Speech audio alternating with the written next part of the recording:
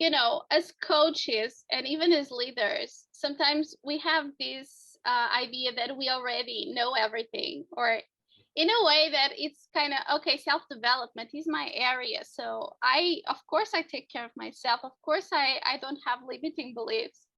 But sometimes it's the opposite, because you get inside of this persona or this coach ego. I like to call it coach ego, because you kind of forget that you are also a person and an individual, and you have a lot of limiting beliefs, definitely. So you need to constantly question yourself and really take the time to coach yourself, and to be coached by others. So I think it's powerful. Even as a coach, you should have your own coach. You should coach yourself. You should take the time to take care of yourself, because I think oftentimes what happens is wellness providers, or coaches in particular, we kind of tend to neglect a bit our self-development. We kind of forget. We focus so much on others and their development, and we tend to forget a little bit about ourselves. This is Dino Delplush, your high performance coach, and it's time to level up.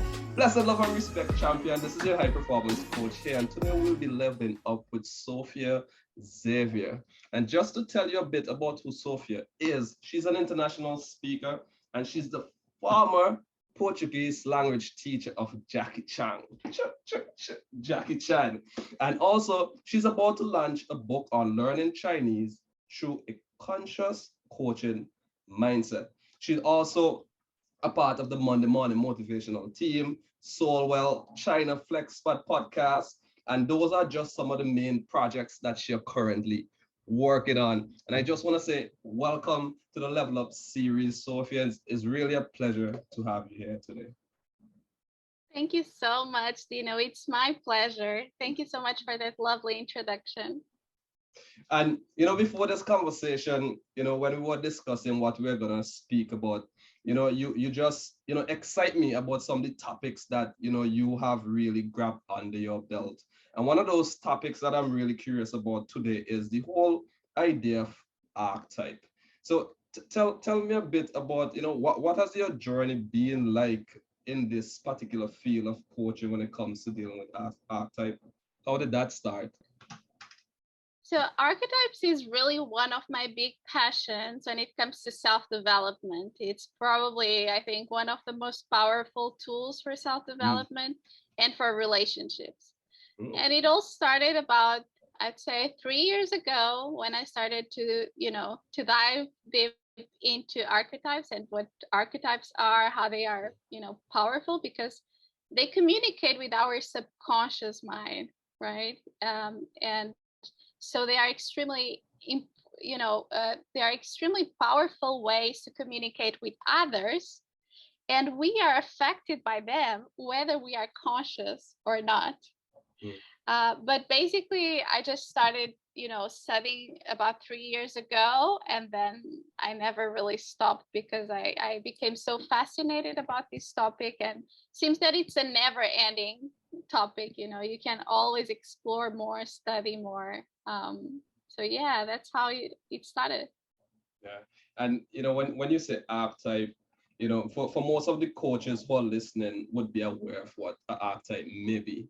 Yeah, now in my head, I'm thinking, I know the neurological level, we get to that identity stage where we can, we can embody a specific identity in life. Like, for example, when I was born, my mom called me Dino, and then Dino is this particular type of way, so I shop this way, and I show that how I shop in the world. Is this a bit of what archetype is about on a fundamental level? Like, what specifically is an archetype for those who are listening?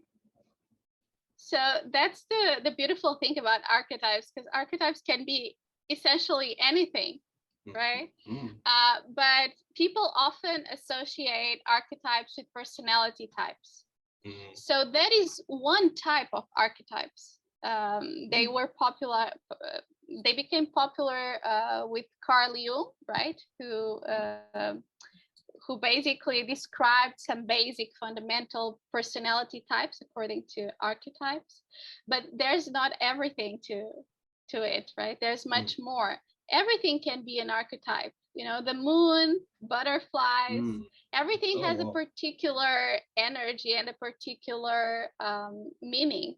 And those symbols communicate to us and to our subconscious mind.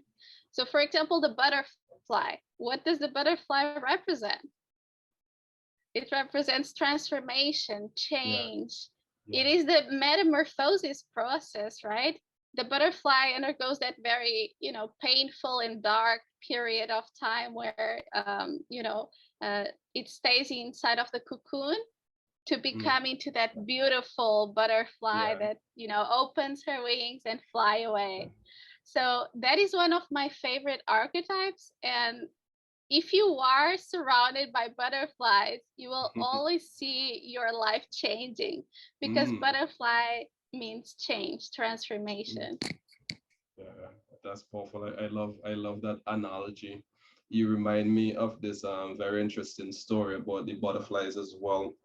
There was once this caterpillar that became a cocoon, and it was struggling to get out of the cocoon. And this guy passing by saw it and decided to help it through that change.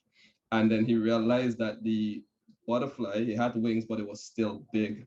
But what the guy didn't realize, a part of that transition or that change requires the caterpillar to push against the wall so it could squeeze the blood through its wings.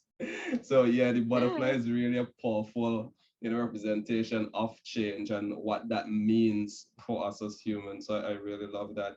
And let me ask you this, like what was the catalyst that really inspired you to get started with this topic, this powerful concept?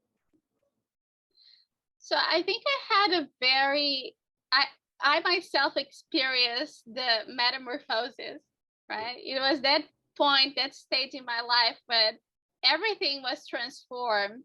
And I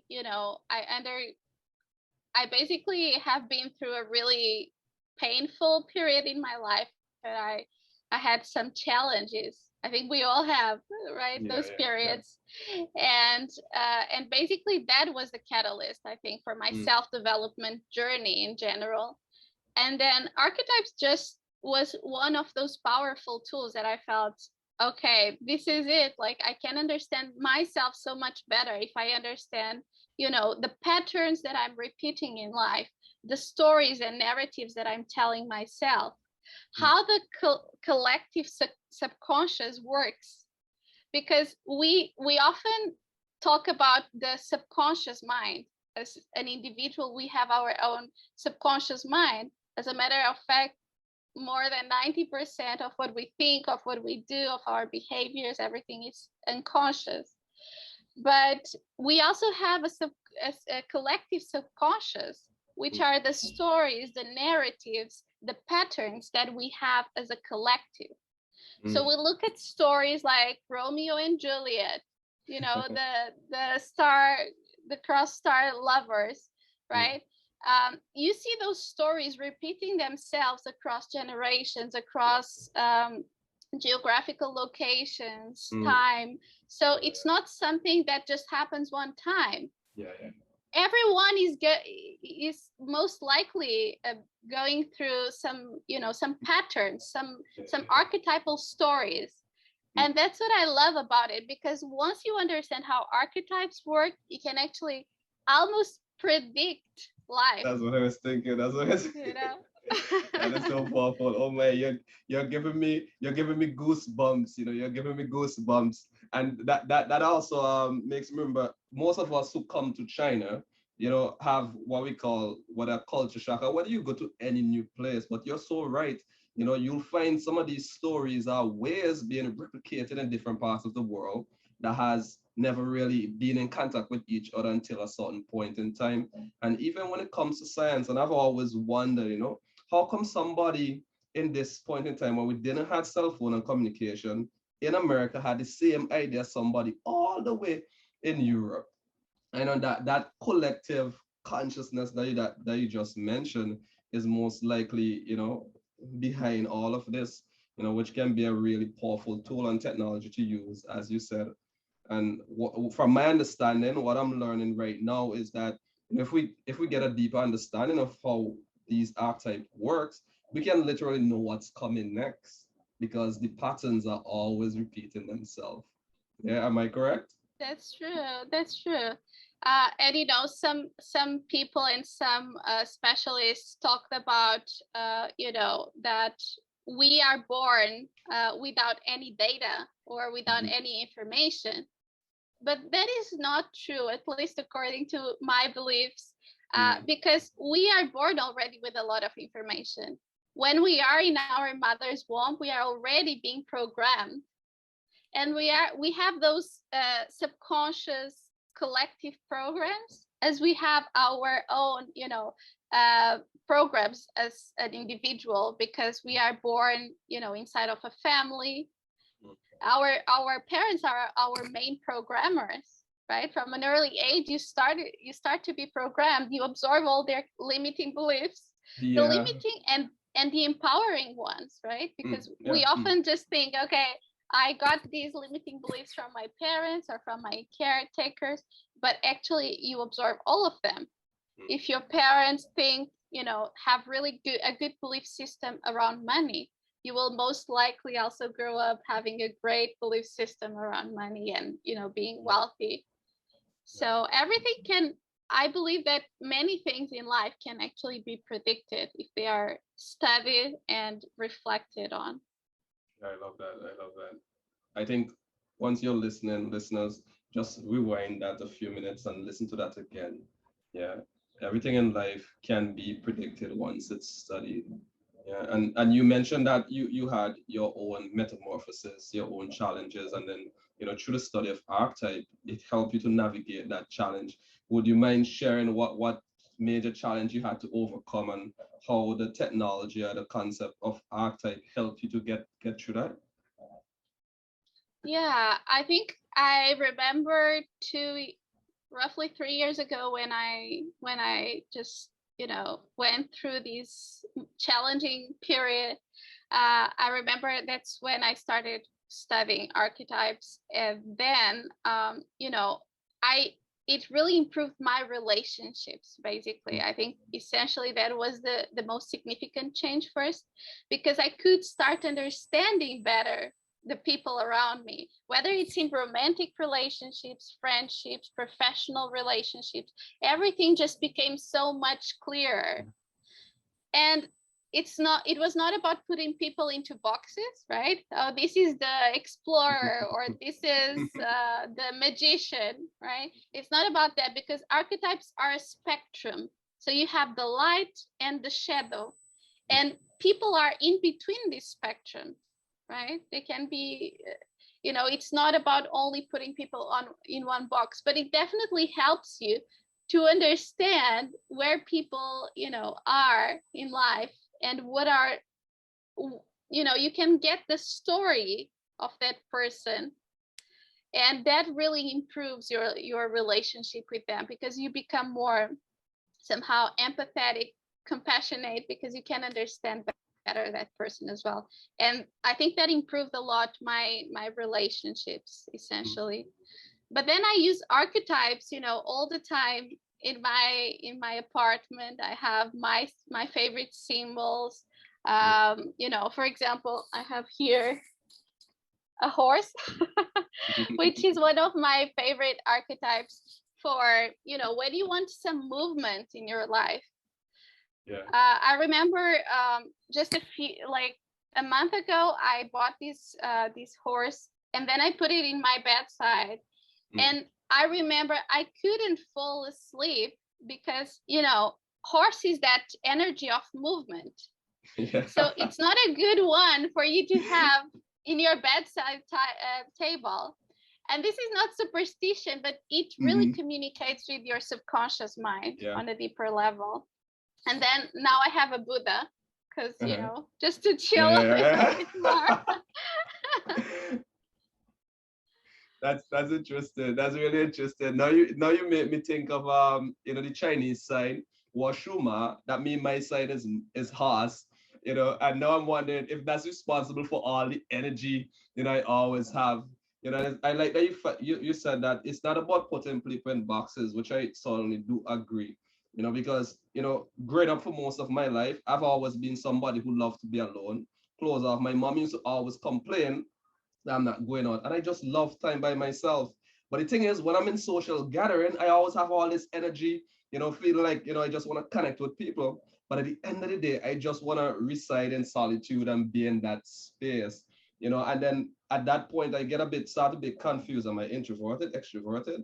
But you realize that it's a spectrum and you can move between these spectrums. Well, let me ask you this, Sophia. What was the biggest learning or takeaway you had from overcoming the challenge that you had about 3 years ago? What was that for you? The learning. Well, I think, you are always learning in life, and you learn through the contrast, and you learn through challenges. You can have really good times and really, peaceful times where nothing really happens, but where you truly learn is through those hard times. Um, I don't think that is a learning from a specific period of time. But if I may say, something that I've learned was really, to believe more in myself, to empower myself, to get rid of, limiting beliefs about myself, about my self concept, about who I am, who is my, what is my identity, and really get rid of all those beliefs that were holding me back. Because we really have lots of limiting beliefs that affect the way we behave, the way we think, and really affect, they don't allow us to get what we want to get from life, because we simply don't believe we deserve it or that we can have it. So I think that was probably, my biggest learning. I'm so happy that you said that, because I want the listeners to see that even as leaders who are continuously growing, we still are working, yeah? We still got to do that work on ourselves, because there's always these beliefs that we'll have, whether we are conscious of them or we are not conscious of them. And what I'm understanding from what you're sharing, most of these beliefs, we are not aware of them. And they affect the way we lead, they affect the way we love, they affect the way we show compassion to ourselves and others. So that's really something for us to really meditate and reflect on. So If thank you I for may sharing add that. Go something, ahead. yeah, if I may add something, you know, Blessed love and respect, champion. Now, this is your high performance coach here, and I want to thank you for showing up today. Not for me, but showing up for yourself. Because every episode of this show is designed to help you get one step closer in the direction of becoming an even higher performing leader. Living in and from your fullest potential in whatever you do, for those you love and for those that you serve. And we are here to help you every step of the way. Now, if you're listening to this show, I believe it's because you are ready to take your performance to another level. And that is why I've created this show as a program in my high performance leader coaching ecosystem to help you master these high performance habits with accountability, structure, and guidance from me as your coach. And it is free for you today as my listener. Join my high performance leader coaching ecosystem right now. Go to levelupwithdino.com. Again, go to levelupwithdino.com. And Dino is spelled Deano. And if you're listening to this in China or you're watching an episode on YouTube, just click the link in the description below. And remember, it is time for you to level up.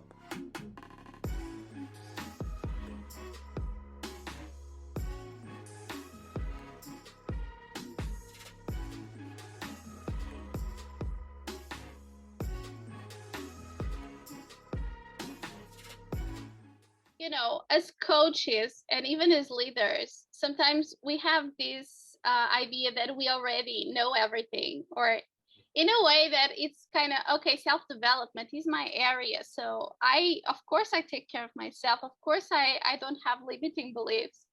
But sometimes it's the opposite, because you get inside of this persona or this, coach ego. I like to call it coach ego.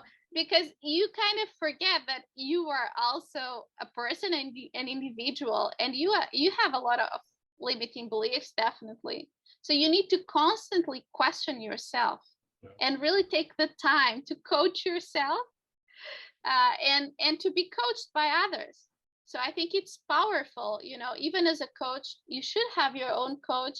You should coach yourself. You should take the time to take care of yourself, because I think oftentimes what happens is, wellness providers or coaches in particular, we kind of tend to neglect a bit our self-development.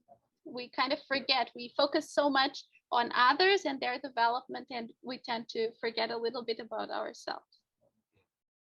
I love the word that you said, coach ego.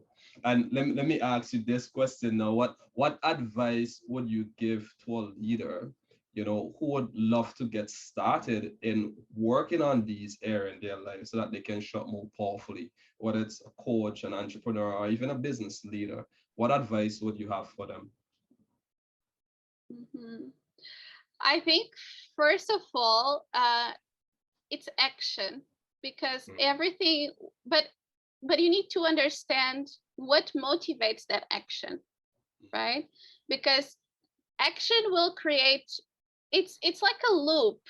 What do you believe that you can do will motivate your action, and your action will reinforce your beliefs about what you can do. So if you really, believe in yourself and in what you can do, you will definitely create much more powerful results. So if anything is really believe in yourself and get rid of that idea that you need to impress or please. I think because most of us, we are doing things, but we don't understand the reason why we are doing things, or we don't take the time to reflect on that.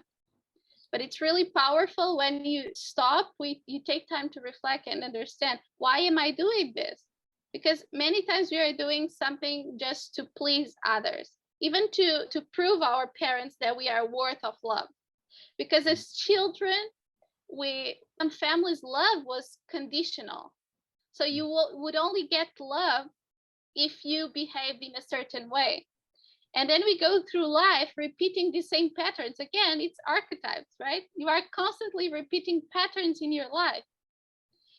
So I think once you understand the reason, it's like that trigger for your behavior. So if you have a good reason, a good motivation to do something, then it's going to be, I think it will make more sense. That action that you take is going to make much more sense. Yeah.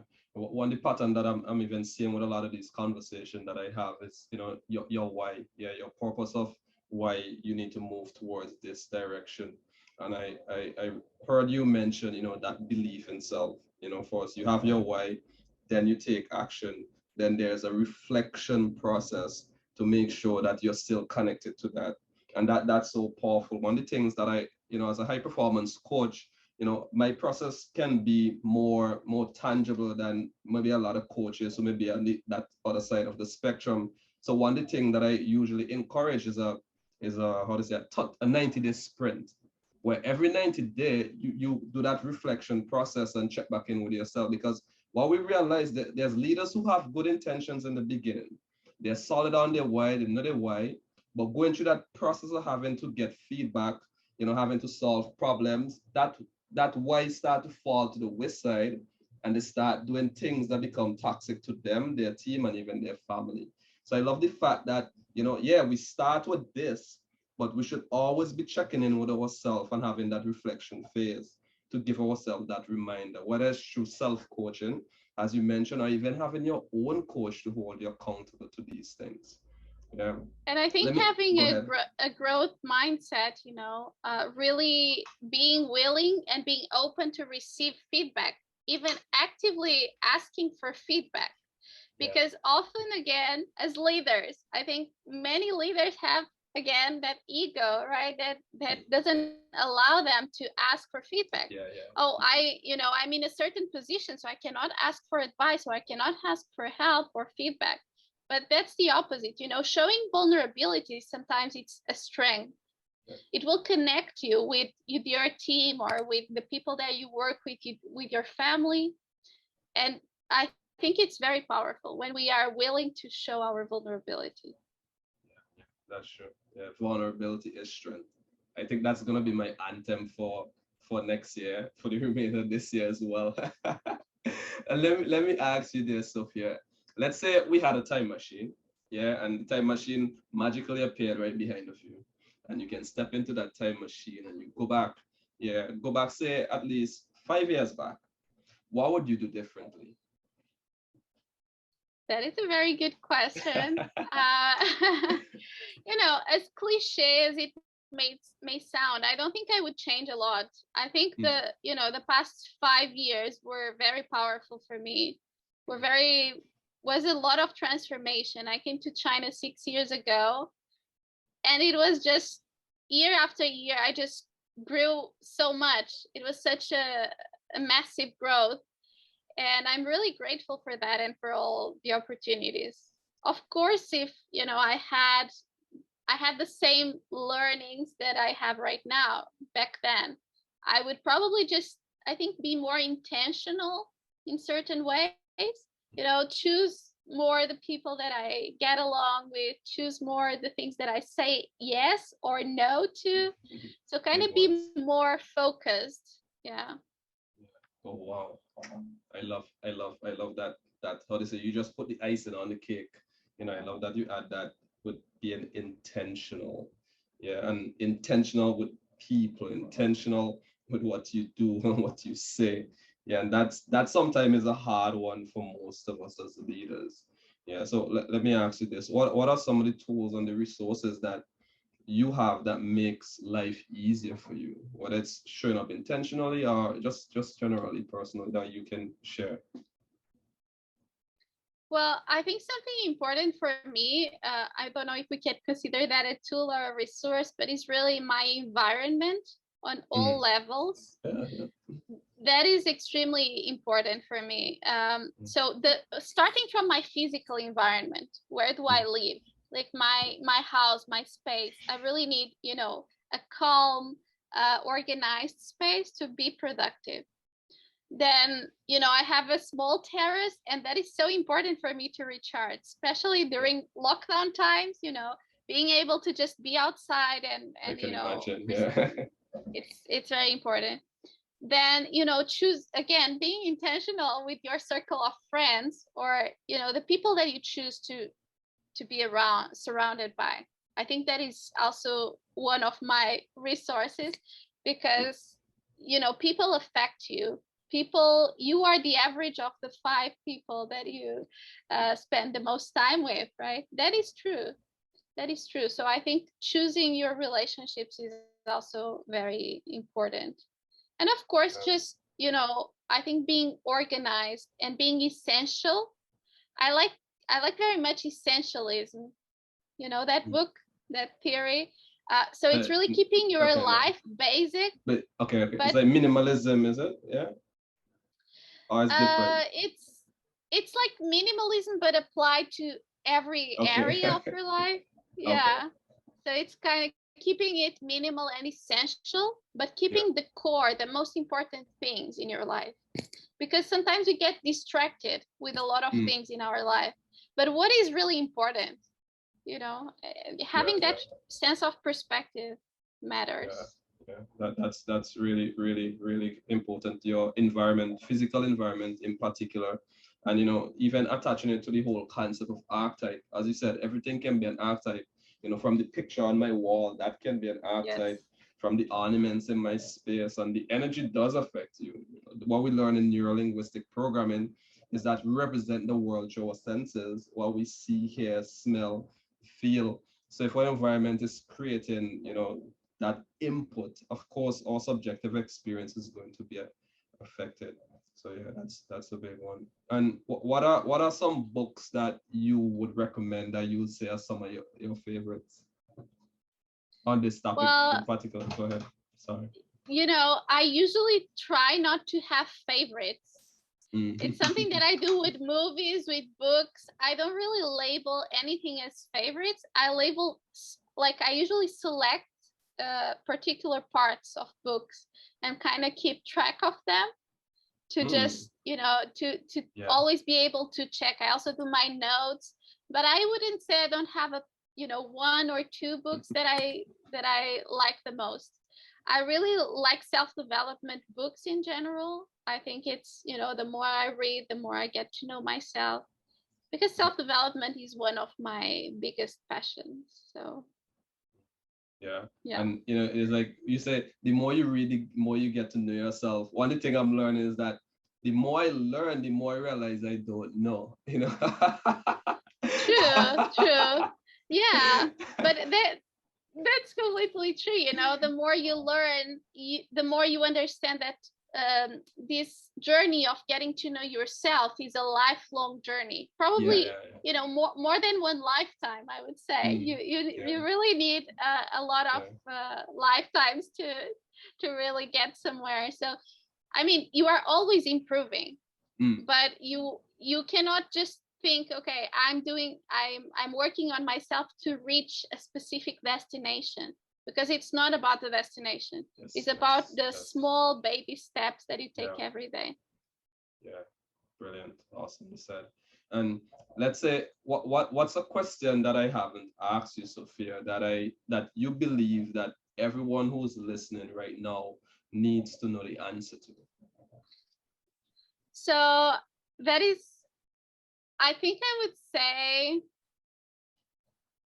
there is a very powerful coaching question that I love to use, which is, if there were, no limits and everything was possible, what would you choose? Because, again, we have so many limiting beliefs, and we stop ourselves even from dreaming.